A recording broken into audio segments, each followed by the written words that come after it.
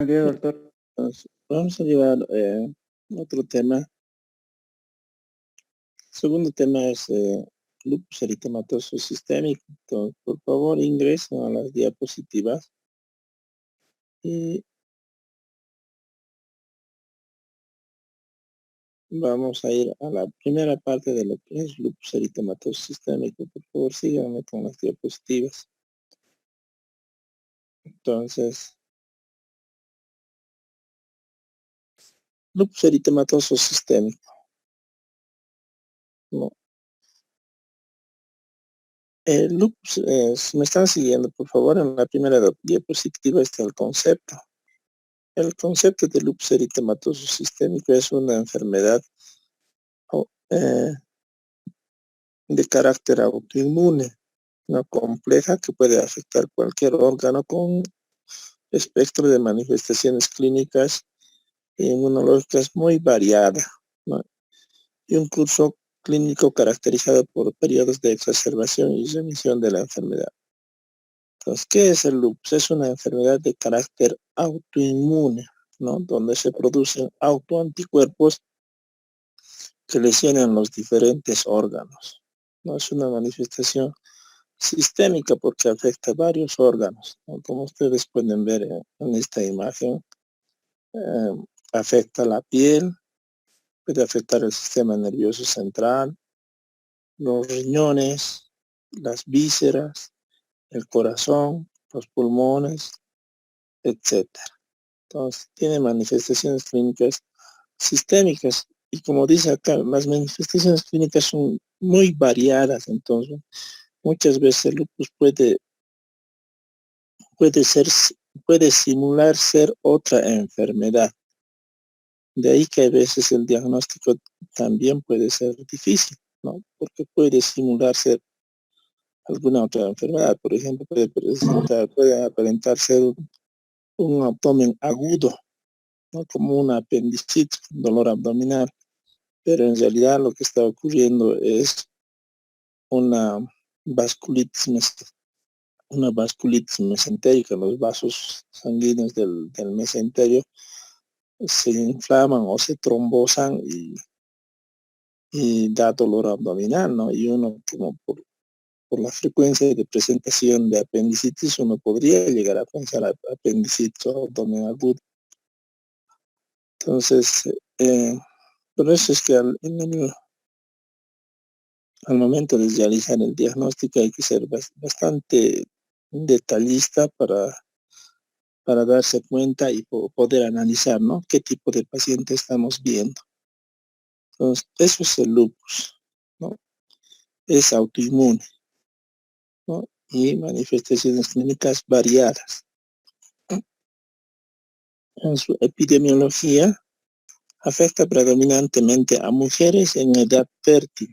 Entonces, eso es importante también. El lupus raramente afecta a los hombres, ¿no? Principalmente afecta a las mujeres. Es una de las características. Y es en edad fértil, ¿no? Entre los 20 y 40 años de edad. ¿Puede ver antes de los 20? Sí, claro que sí. Después de los 40 también. Pero más frecuente 20 y 40 años. ¿No? Con una relación mujer-hombre 9-1. Entonces, fíjense, generalmente son mujeres con lupus eritematoso sistémico. Y raros son los hombres que tienen lupus, ¿no? Es habitual su debut entre la segunda y la cuarta décadas de la vida, aunque puede ver a cualquier edad. Aparece en todas las razas, ¿no? Si bien la enfermedad parece ser más severa en ciertas etnias, como la raza negra, o en personas de origen hispano. Entonces, a nosotros nos puede dar más, ¿no? En Estados Unidos, la incidencia anual es de 27 casos por millón de habitantes para las mujeres blancas y de 75 casos por millón de habitantes en la raza negra. Entonces, como ustedes pueden fijarse, es más frecuente en la raza negra, ¿no? 27 casos por millón de habitantes en mujeres blancas y 75 en mujeres negras. Entonces, más afecta a la raza negra. La causa no la sabemos. Entonces, como también ustedes pueden verse en la epidemiología, es una enfermedad poco frecuente. Solamente hay entre 27 a 75 casos por cada millón de habitantes. ¿Sí? Oruro, ¿cuánto tiene? 300.000. ¿Cuántos pacientes con lupus hubiera en Oruro? Unos, la mitad de 27, ¿no? Ya digamos 15, 30, de unos 15 pacientes con lupus únicamente en Oruro. Entonces, no es una enfermedad frecuente, pero ustedes con seguridad van a ver en su profesión, van a ver pacientes con lupus eritematoso sistémico. Entonces sí tienen que saber diagnosticar, saber tratar, ¿no? Y tal vez algunos van a ser reumatólogos. Existe una predisposición genética, ¿no? Predisposición genética existiendo mayor probabilidad de la enfermedad en miembros de la familia de enfermos con lupus que en la población general. ¿Qué nos está diciendo? Que también es hereditario, tiene carácter hereditario, ¿no? Entonces, si la madre ha tenido lupus, los hijos tendrán probabilidad de desarrollar lupus, ¿no? No será al 100%, pero tienen mayor probabilidad que el resto de la población normal, general. Se ha encontrado asociación en ciertos genes del complejo mayor de histocompatibilidad. Etiopatogenia. Entonces, en general decimos que no se sabe la causa o la etiología del lupus eritematoso sistémico. Sí existen diferentes alteraciones que se han encontrado, alguna relación con la herencia, con la alteración genética, con un complejo mayor de histocompatibilidad, con algunos medicamentos. Pero una causa exacta que desarrolle el lupus no se sabe. Por lo tanto, no se sabe, ¿no?, la causa del lupus eritematoso sistémico. Entonces vamos a ir a lo que es la teoría en relación a la etiopatogenia. Entonces, como dice, la causa exacta de la enfermedad es desconocida. El lupus eritematoso sistémico es una enfermedad autoinmune, no órgano específico por excelencia. O sea, no podemos decir exclusivamente es de un órgano, ¿no? Por eso decimos es multisistémica, puede afectar cualquier órgano. El lupus eritematoso a veces puede camuflarse simulando ser otra enfermedad, ¿no? Por eso alguna vez se decía que el lupus era una enfermedad como la gran simuladora, ¿no? ¿Por qué? Porque aparenta ser a veces otra enfermedad. De ahí que hay que ser bastante detallista al momento de realizar la historia clínica en estos pacientes. Entonces, no es órgano específico por excelencia, ¿no? Aunque con relativa frecuencia afecta a los riñones. Es una de los órganos más afectados del lupus eritematoso sistémico. En su patogenia intervienen diferentes factores genéticos, hormonales, ambientales, que interaccionan dando lugar a una pérdida de tolerancia del organismo a sus propios constituyentes. Es decir, que los anticuerpos van desconociendo los diferentes órganos, ¿no? Lo que ocasiona la producción de autoanticuerpos, ¿no?, que van a lesionar nuestro organismo. Estos anticuerpos forman complejos inmunes y finalmente la producción de daño tisular. Con frecuencia se detectan factores desencadenantes como la exposición al sol. Por eso, a los pacientes con lupus hay que indicarles que no deben exponerse al sol, ¿no?, porque puede desencadenar un episodio de lupus o puede exacerbar la enfermedad. Entonces, de ahí que siempre la recomendación médica a los pacientes lúpicos es que no se expongan al sol, ¿no? Situaciones de estrés también deben evitar infecciones y ciertos fármacos. ¿De acuerdo? ¿Por qué? Porque los lúpicos, ¿por qué deben evitar infecciones? Porque los pacientes con lupus, igual que los pacientes con artritis reumática, se consideran pacientes inmunodeprimidos, ¿no? Entonces, por eso es que hay que tener cuidado. Factores hormonales. ¿Cuáles son los factores hormonales? En el lupus es mucho más frecuente lo que habíamos dicho, más frecuente en mujeres que en varones, ¿no? 9-1 la relación. Esto ha llevado a asumir que las hormonas, tanto endógenas como exógenas, ¿no? Anticoncepción hormonal, terapia de sustitución hormonal, tienen un rol relevante en la producción y desarrollo de la enfermedad. Sin embargo, no existe consenso respecto a la forma e importancia de su influencia positiva o negativa en este sentido.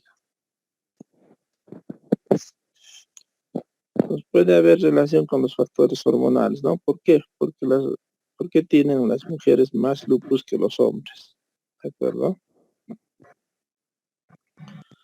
Factores ambientales.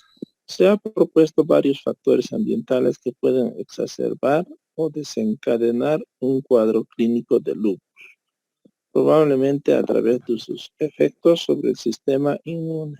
Entre los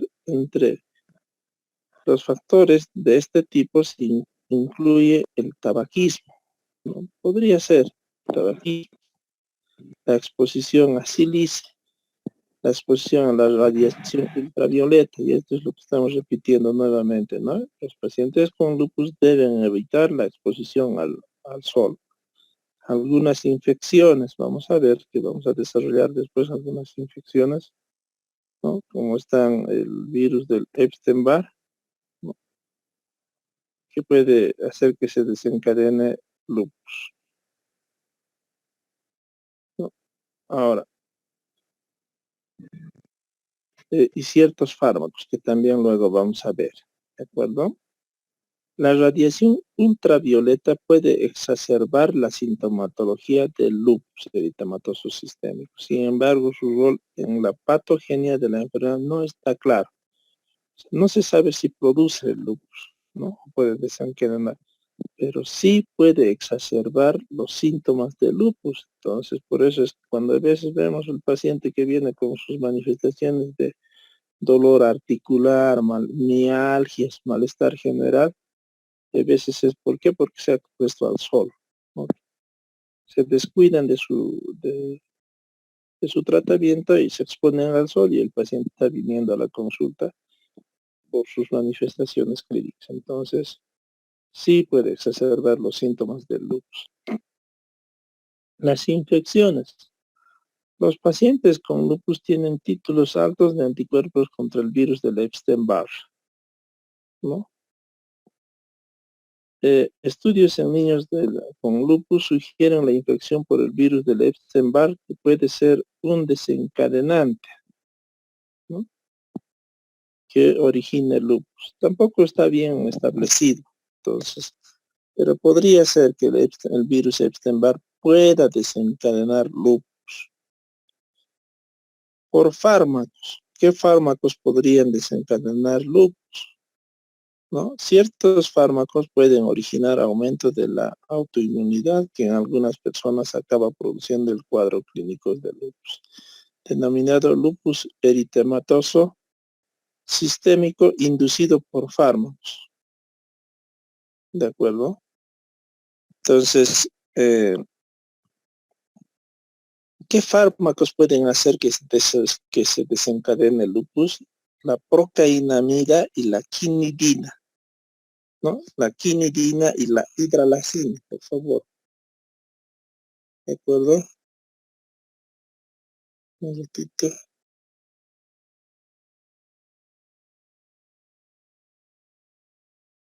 Entonces, estamos en fármacos que podrían desarrollar lupus, procainamida, quinidina, hidralazina. No, y también acá no está mencionado que los tintes de cabello podrían desarrollar lupus eritematoso sistémico, ¿no? se denomina lupus-like, ¿no? Entonces, este tipo de lupus inducido por fármacos, procainamida, quinidina, hidrolazina, los tintes de cabello se denomina lupus-like. El lupus-like en un laboratorio tiene anti-DNA negativo. De esa forma se debe sospechar, ¿no? Cuando tiene manifestaciones clínicas de lupus y reúne los criterios para el diagnóstico de lupus, entonces, cuando es producido por estas causas que estamos mencionando, tiene anti-DNA negativo. En el lupus inducido por fármacos, el cuadro clínico consiste en la aparición de diversas manifestaciones clínicas, generalmente fiebre, malestar general, artralgias, artritis, mialgias, serositis, pleuritis, pericarditis y erupción cutánea. Cualquier combinación de estos junto con anticuerpos ANA positivos y anti-DNA negativos. O sea, sí van a tener las manifestaciones clínicas de lupus, ¿no? Pero tienen ANA positivo y anti-DNA negativo. Y el anti-DNA es altamente específico para lupus, ¿no? 90% de especificidad y sensibilidad. O sea, por eso cuando sale anti-DNA positivo en un laboratorio, bueno, prácticamente estamos seguros de que se trata de un paciente con lupus, ¿no? Excepto en el lupus inducido por fármacos, el anti-DNA, o sea, el paciente sí va a tener lupus, pero con anti-DNA negativo, porque reúne los criterios para el lupus, ¿no? Como ustedes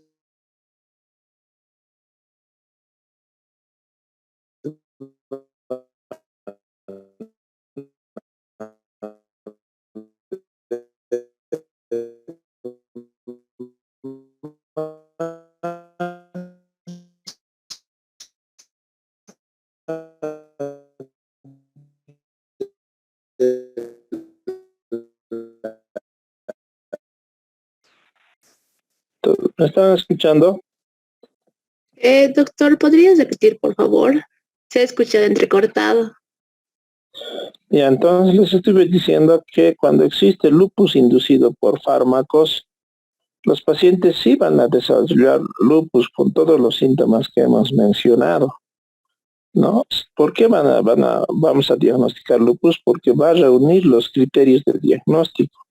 Como van a ver más adelante, existen 11 criterios de lupus, ¿no? De esos 11 criterios se debe reunir 4 criterios para el diagnóstico de lupus.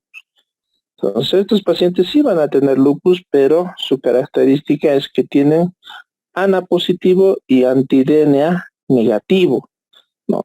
A esta forma de diagnóstico también se llama lupus decapitado.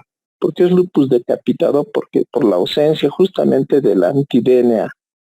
En el resto de los pacientes, en todo el resto de los pacientes tienen anti-DNA positivo, ¿no? Excepto en lupus inducido por fármacos que tiene anti-DNA negativo, ¿no? O por los tintes de cabello que tiene anti-DNA negativo. Entonces eso es la diferencia. No cambia el tratamiento sigue siendo el mismo, solamente en el laboratorio va a salir anti-DNA negativo.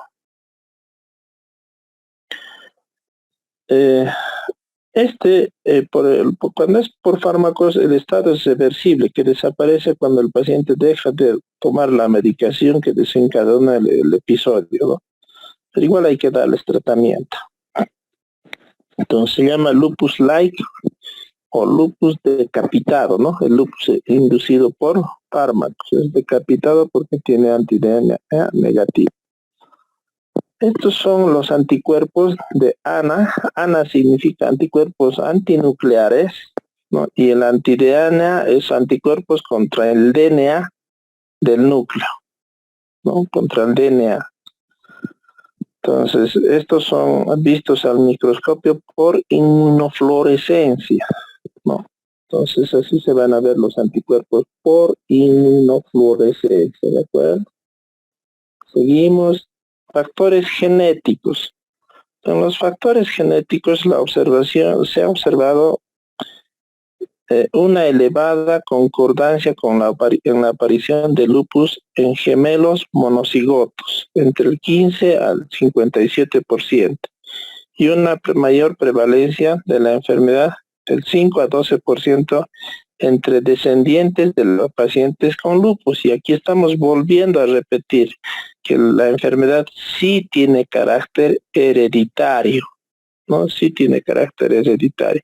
Tienen más probabilidad de desarrollar lupus cuando la madre ha tenido lupus, ¿no? Pero fíjense, la probabilidad de desarrollar lupus es 5 a 12%, o sea, no es alto. Son compatibles con el importante papel de la genética en la patogenia del lupus. Entonces, sí es de carácter hereditario, ¿no? En una pequeña proporción. El lupus es una enfermedad multigenética, no existiendo un polimorfismo de un único gen que origine un elevado riesgo de la enfermedad, ¿no? Excepto para la rara mutación TREX1 o las deficiencias de los componentes tempranos del sistema de complemento C1Q, C2 y C4. ¿No? Entonces, en general, son pacientes que hay factores que predisponen al lupus, pero no hay una causa exacta. Entonces, seguimos diciendo que no sabemos la causa del lupus. Sí hay alteraciones predisponentes. Los genes más habituales que predisponen al lupus se ubican en la región de los antígenos leucocitarios humanos, que son los antígenos de histocompatibilidad, especialmente en los genes con HLA de la clase 2DR y DQ, incluyendo el HLA, DR2 y el DR3. Estas alteraciones genéticas, las últimas, el DR2 y DR3, también lo veíamos en la artritis reumática, ¿no? Entonces son las alteraciones genéticas que encontramos en los pacientes con lupus, HLA, DR2, DR3, así como en los genes de la clase 3 que codifican algunos componentes del sistema del complemento. Entonces sí existe alteraciones, sí se han identificado alteraciones genéticas que predisponen al mayor desarrollo del lupus eritematoso sistémico.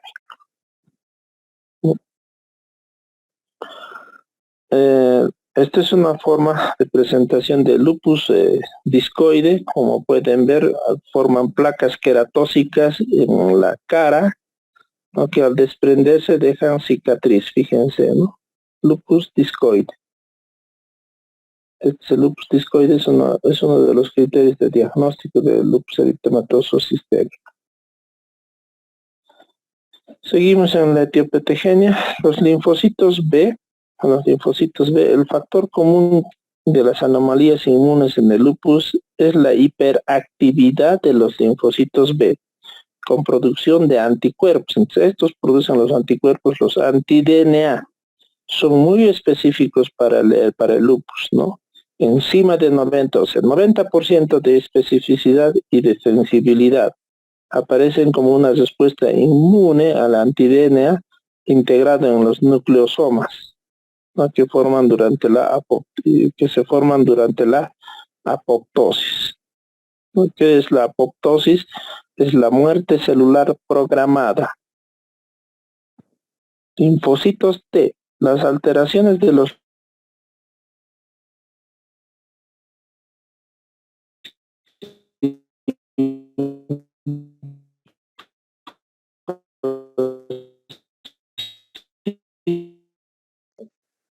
linfopenia, anticuerpos antilinfocito T, depresión de la población supresora citotóxica CD8, ¿no? Expansión de la cooperadora inducida de la CD4.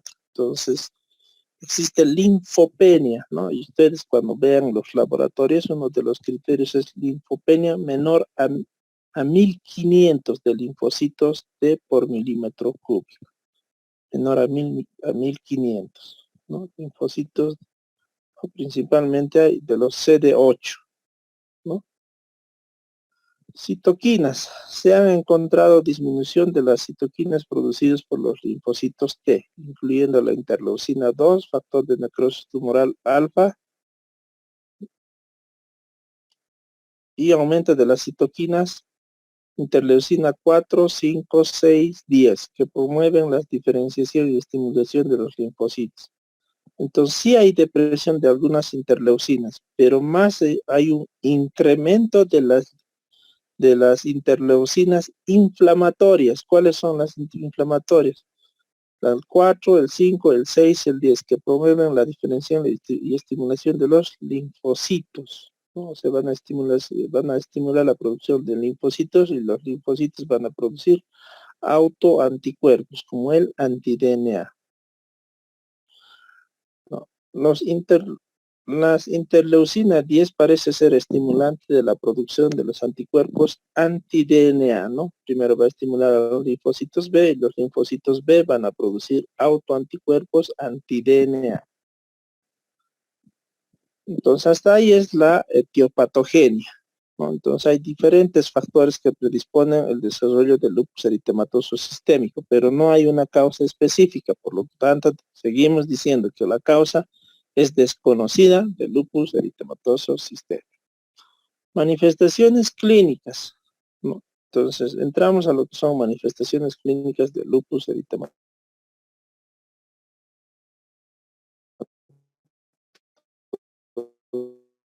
Síntomas constitucionales, ¿no? Esos síntomas generales, ¿no? ¿Qué síntomas tienen estos pacientes con lupus? Presentan astenia, ¿no? Y fatiga, o sea, los pacientes se sienten sin fuerzas, ¿no?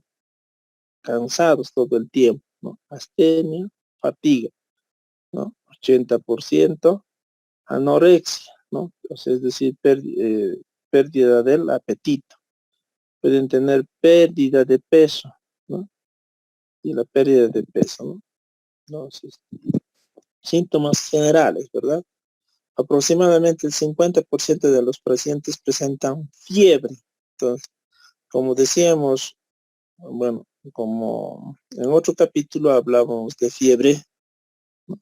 Y decíamos, la causa de la fiebre no siempre es infecciosa. Nosotros tenemos por concepto que la causa de la infección la causa de la fiebre es infecciosa. Entonces, ustedes que van a ser médicos, tienen que tenerlo claro que la causa de la fiebre no siempre son las infecciones. Evidentemente, la primera causa de la fiebre son las infecciones, ¿no?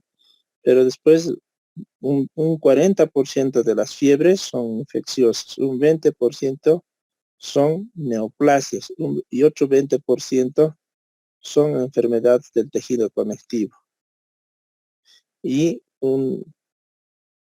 diríamos, otras causas de fiebre son las causas endocrinas, y como el Addison y el hipertiroidismo, y hay otras causas donde no se sabe la causa de la fiebre. Al final, un 10% no se sabe la causa de la fiebre.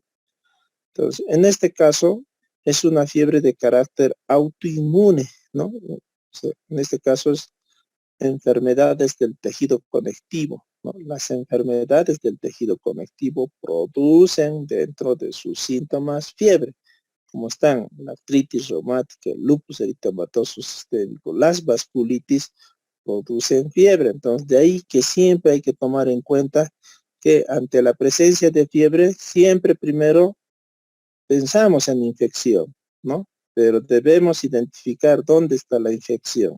Y si no encontramos la infección, debemos pensar en neoplasias y en enfermedades del tejido conectivo, ¿no? Y de ahí también debemos pensar en Addison y en hipertiroidismo, ¿no? Entonces, pero nosotros, de acuerdo a los signos y los síntomas, tendremos una orientación clínica de cuál más o menos podría ser la causa de la fiebre. Pero volviendo a nuestro tema, los pacientes con lupus, dentro de sus manifestaciones clínicas, pueden presentar en un 50% fiebre, ¿no? Como síntoma inicial, o que sean fiebre lúpica, ¿no? No debe olvidarse que los pacientes con lupus reciben dosis altas de inmunosupresores o corticoides. ¿no? Con lo que son propensos a infecciones. Entonces, ¿qué estamos diciendo? Que los pacientes con lupus reciben pues glucocorticoides a dosis inmunosupresoras, ¿no? La dosis inmunosupresora, por ejemplo, de la prednisona es 1 miligramo kilo peso día. Entonces, si tiene un peso de 70 kilos, 70 miligramos muchas veces recibe el paciente, ¿no? O puede pues, recibir otros inmunosupresores como son la ciclofosfamida, la azatioprina, el micofenolato o el metotrexato. Entonces, son inmunosupresores. Por lo tanto, los pacientes lúpicos, además de ser inmunodeprimidos, o sea, ¿no? Están más inmunodeprimidos todavía con la utilización de medicamentos. ¿Por qué los inmunodeprimimos? Para que se supriman los linfocitos T que producen interleucinas inflamatorias y para suprimir los linfocitos B que producen anticuerpos, ¿no? Anticuerpos anti-DNA. Entonces, para suprimir la enfermedad, para llegar a la remisión de la enfermedad, es que nosotros utilizamos medicamentos inmunosupresores y de esta manera pueden mejorar los pacientes, ¿no? Pero sí, al utilizar dosis altas de medicamentos e inmunosupresores, pues también por otro lado predisponemos a que los pacientes tengan infecciones. Entonces de ahí que siempre la recomendación en los pacientes lúpicos es que en lo más posible deben evitar tener infecciones, ¿no? Les recomendamos que no se desfríen, que no se acerquen a aglomeraciones de gente, que no se expongan al sol, etcétera, etcétera. Pues por eso es que son propensos a tener infecciones los pacientes lúpicos, ¿no? Entonces, sí les damos recomendaciones médicas. Por lo tanto, no debe establecerse nunca una fiebre lúpica sin haberse descartado una infección. Es decir, si ustedes en un paciente lúpico ven que tiene fiebre, pues no automáticamente vamos a atribuirlo a, a lupus. Claro que debemos pensar como causa el lupus, pero siempre ante la presencia de fiebre y en todo paciente, primero debemos descartar el proceso infeccioso, ¿no? ¿Cómo descartamos el proceso infeccioso cuando no hay un foco exacto? O sea, no hay dónde puede estar la infección. Entonces debemos pedir hemocultivo, urocultivo, ¿no? Entonces, si no hay dónde puede estar la causa, entonces hacemos hemocultivo y urocultivo. Y si hay algo de diarrea, podemos hacer coprocultivo más y algunos exámenes complementarios, radiografía de tórax, ecografía de rastreo abdominal y pélvico, y poder detectar dónde está la infección. Si no hay infección, sí podemos atribuir a que la fiebre es de causa autoinmune, ¿no? En este caso, la fiebre lúpica. Entonces, siempre ante la presencia de fiebre en un paciente con lupus, primero debemos descartar infección y luego, si no hay infección, recién atribuir a que la causa de la fiebre es lúpica. ¿No? O sea, espero que me hayan entendido. Manifestaciones, bueno, avanzamos. Manifestaciones del aparato locomotor. Entonces, igual que la artritis reumática, el lupus eritematoso tiene pues manifestaciones.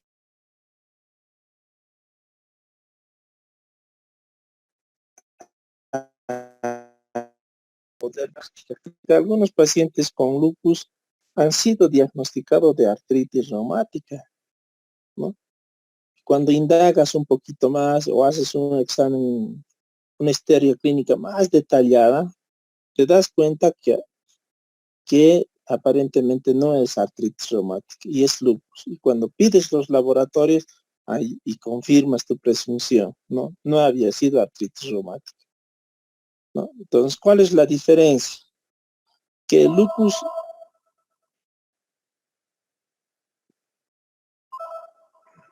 un ratito, por favor.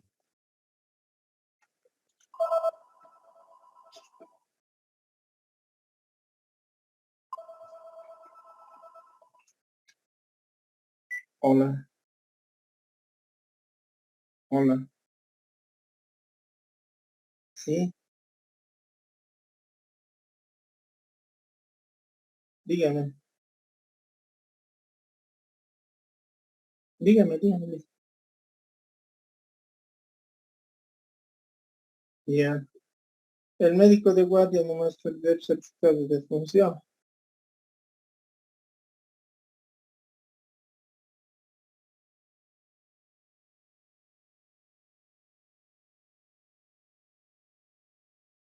Y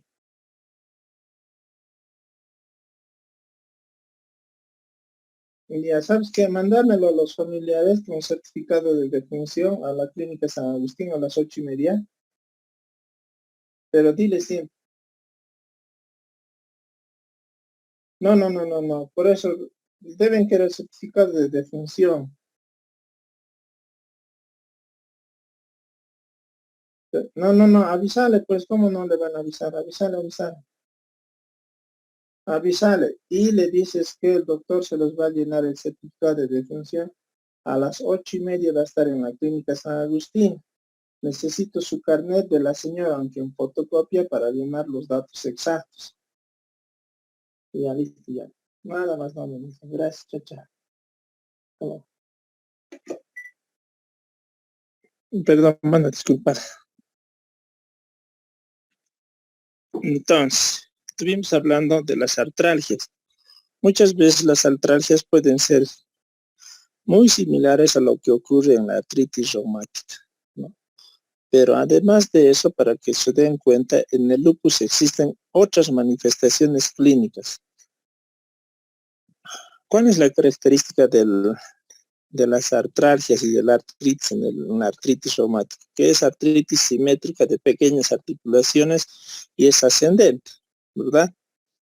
En el lupus es lo mismo, es simétrica y es ascendente, pero para pensar en lupus tiene otros síntomas más, ¿no? Que nos orientan al lupus eritematoso sistémico. Por ejemplo, ¿cuáles son las diferencias que encontramos con la artritis reumática? El lupus en general no es deformante, no produce deformidad articular. Entonces, por eso se llama artritis no erosiva. No produce deformidad articular. Puede presentar las mismas manifestaciones, artralgias, artritis. Les duele las articulaciones pequeñas de la mano, pero sin deformidad articular. Otra diferencia es que tienen manifestaciones sistémicas el lupus, ¿no? En cambio, la artritis casi no tiene manifestaciones sistémicas, pocas manifestaciones sistémicas. Puede afectar el pulmón, el corazón, pero en cambio el lupus puede tener eritema en alas de mariposa, por ejemplo, fotosensibilidad a la luz solar, ¿no? La cara se pone roja, puede exacerbarse los síntomas a la exposición solar, úlceras en la nariz, úlceras en la boca, ¿no? Pueden tener alteración renal con proteinuria, ¿no? Con hematuria. Entonces, tiene más manifestaciones sistémicas el lupus eritematoso sistémico, ¿no? Y en el laboratorio también existen otras alteraciones. Los pacientes lúpicos suelen tener anemia, leucopenia con linfopenia, como hemos mencionado, los linfocitos CD8 están bajos, existe la presencia de anticuerpos, ANA, anti-DNA, ¿no? O pueden tener anemia hemolítica. Entonces, sí, algunos síntomas sí se parecen a la artritis reumática, más que todo las manifestaciones articulares, las artralgias. Pero la diferencia está que el lupus da artritis no erosiva, por lo tanto no produce deformidad articular y da manifestaciones clínicas sistémicas, ¿no? Nuevamente, eritema malar en alas de mariposa, fotosensibilidad a la luz solar, es decir, que el sol rápidamente les enrojece la cara y además puede aumentar las manifestaciones clínicas, ¿no? Úlceras nasales, úlceras orales, compromiso renal con hematuria, con proteinuria, ¿no? Y alteraciones en el laboratorio, ¿no? Leucopenia, linfopenia, anemia hemolítica, presencia de anticuerpos anti-DNA, y ANA positivos.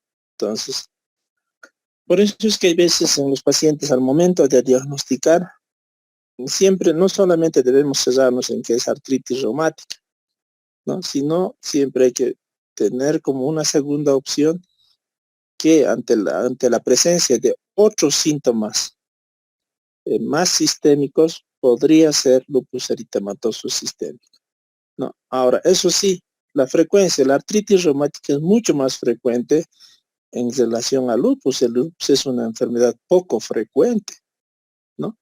Y en ambos casos se presenta más en mujeres que en varones, pero en el lupus la relación es 9-1, ¿verdad? Hay 9 mujeres con lupus y un solo varón con lupus. Entonces la relación es mucho más, la diferencia es más amplia. Entonces no sé si me dejo entender, pero eso es en relación a los lupus. Entonces, las manifestaciones del aparato locomotor constituyen su frecuencia 80-90% de los casos. O sea, la mayoría van a tener manifestaciones articulares. Artralgias ocurre en el 90%, formando parte de otras manifestaciones, como artritis simples hasta artritis deformante. Pero ¿cuánto existe artritis deformante? Cuando se asocia a artritis reumática. Eso es otra cosa, ¿no? ¿Qué es el lupus puede asociarse a artritis reumática? O sea, eso es la pregunta. ¿Puede asociarse o no puede asociarse el lupus a artritis reumática? La respuesta es sí, puede asociarse a artritis reumática.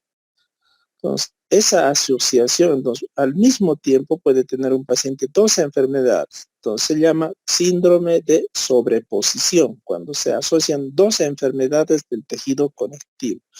En ese caso sí pueden tener deformidad articular, ¿de acuerdo? Porque va a reunir los criterios para artritis y va a reunir los criterios para lupus eritematoso sistémico.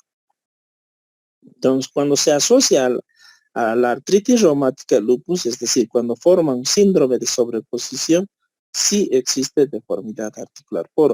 Pero cuando solo es lupus eritematoso sistémico, no presenta deformidad articular. Ahora, ¿pueden asociarse 3 enfermedades del tejido conectivo? La respuesta es sí. O sea, entonces, a eso se llama síndrome de Sharp o enfermedad mixta del tejido conectivo. Entonces, esos conceptos tienen que tenerlo claro.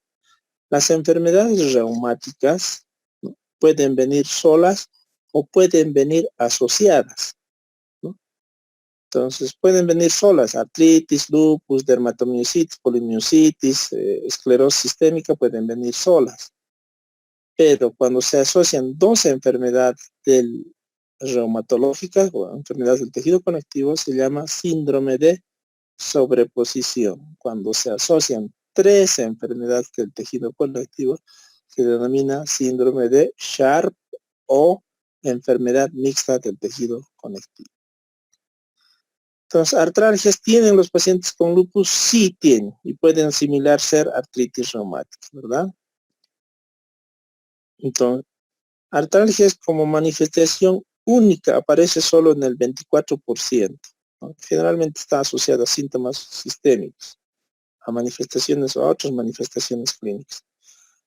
Generalmente son simétricos e interfalángicas proximales. Fíjense, ¿dónde afecta las artralgias en el lupus? En interfalángicas proximales, metacarpofalángicas, muñecas, rodillas, codos, intermitente, errática, pueden acompañarse de rigidez matutina, ¿no? A diferencia de la artritis reumática, no produce deformidades en la mayoría de los casos, y esto es lo que les decía, ¿no?, para que ustedes puedan diferenciar, ¿no? A diferencia de la artritis, no produce deformidad del lupus eritematoso sistémico, ¿de acuerdo? Es una diferencia que hay que tomarla en cuenta. Entonces, puede estar asociado formando un síndrome de sobreposición, ¿no? Otras manifestaciones articulares: la artropatía de Charcot, que ocurre en el 10% de los casos, es deformante con desviación cubital de las articulaciones metacarpofalángicas, dedos en cuello de cisne, el pulgar en Z, el pie en hallux valgus, dedos en martillo, pie plano, deformidad, artropatía de Charcot de los pies. Pero es poco frecuente, fíjense, solamente en 10% de los casos, ¿no? Entonces, en general, para que ustedes tengan un concepto claro, es que mejor es que aprendan que el lupus no produce deformidad articular, en general. La artritis reumática sí produce. Ahora, ¿cómo diagnostican? Hay criterios de diagnóstico para diagnosticar artritis reumática y lupus eritematoso sistémico. Ustedes se basan en los criterios de diagnóstico. Ya los hemos mencionado, los criterios de diagnóstico de artritis reumática, ¿no es cierto? Solamente hay que formar 6 o más puntos para el diagnóstico de artritis reumática. Y en el lupus, de los 11 criterios que vamos a ver, hay que formar 4 o más criterios y estar diagnosticado. Si se une criterios para ambas enfermedades, entonces es que ese paciente tiene las dos enfermedades, tanto artritis como lupus, ¿de acuerdo? Rotura tendinosa es infrecuente en el tendión infrarrotuliano, en el de Aquiles y en los extensores de la mano. La fibromialgia ocurre en el 22% de los pacientes con lupus. Vamos a ver después qué es la fibromialgia. Puede existir síndrome de sobreposición. Esto es lo que les decía anteriormente, cuando se asocia lupus eritematoso sistémico más artritis reumática. ¿No? Calcificaciones. La calcificación de causa articular se observa solamente en el 8 a 10% de los casos. En los huesos pueden haber osteonecrosis aséptica que ocurre en el 5 a 52% de los casos, probablemente relacionada con la administración de glucocorticoides. Entonces, ¿qué producen los glucocorticoides como efecto secundario? Produce osteopenia, ¿no? Osteopenia. O sea, aumenta la actividad de los osteoclastos, por lo tanto, aumenta la reabsorción ósea. Entonces, eso es lo que ocasiona la utilización de glucocorticoides, en este caso la prednisona a dosis altas, ¿no? Sus localizaciones con frecuencia son las cabezas femorales, humerales, cóndilos femorales, ¿no? Los huesos del carpo. La resonancia magnética es el método de diagnóstico de elección. Entonces, los glucocorticoides a dosis altas puede producir necrosis aséptica de la cabeza femoral. Eso tienen que tenerlo en cuenta. Necrosis aséptica de la cabeza femoral. Hay veces son efectos secundarios de los glucocorticoides. ¿De acuerdo?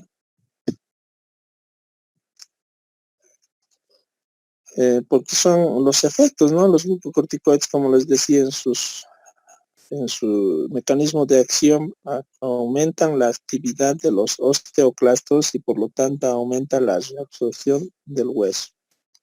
Producen osteoporosis. La prevalencia de osteoporosis en mujeres postmenopáusicas es de 2 a 25%. Los mecanismos relacionados son la protección solar, hiperparatiroidismo secundario, insuficiencia renal crónica, inmovilización por la artritis, corticoterapia, ¿no? Amenorrea espontánea inducida por la ciclofosfamida. El tratamiento hormonal sustitutivo debe realizarse con precaución por los efectos sobre la enfermedad, ¿no? O sea, los anticonceptivos orales, el tratamiento hormonal puede exacerbar los síntomas de la enfermedad. Las mialgias, el 50% de los pacientes refieren mialgias, ¿no? Y el 7% tiene lupus y polimiositis, o sea, sí existe una asociación entre lupus y polimiositis, solamente en el 7%. Entonces, cuando se asocian dos enfermedades del tejido conectivo, se llama síndrome de sobreposición. Bueno, quedaremos aquí. Quedaremos en esta parte y nos falta todo lo que es manifestaciones cutáneas, lupus agudo, vespertilio, lupus cutáneo subagudo, lupus cutáneo crónico, nefropatía lúpica. Esto quisiera que lo revisen ya, la nefropatía lúpica, porque van a ver con relativa frecuencia. Y no, uno de los órganos más afectados por el lupus es el riñón, ¿no? Por eso es que los pacientes con nefropatía lúpica algunos llegan hasta ingresar a hemodiálisis. Entonces siempre hay que revisar esto, lo que es la nefropatía lúpica. Revísenlo, la clasificación de la OMS y la clasificación de la Sociedad Internacional de Nefrología, ¿no? Y las manifestaciones clínicas en cada estadio de la nefropatía lúpica, ¿no? Se clasifica desde el 1 hasta el 6. Entonces revísenlo, quedaremos en esta parte. No sé si tienen alguna pregunta. ¿Han entendido lupus? Hola.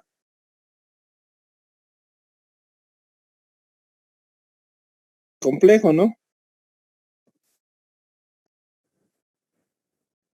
Sí, Hola. Hola.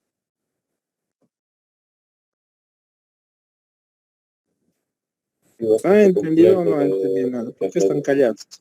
Sí, doctor, hemos entendido. Sí, doctor. Ya. Entonces revísenlo porque, bueno, todo lo que estamos hablando va a entrar en el examen, ¿no? No solamente lo que está escrito en las diapositivas.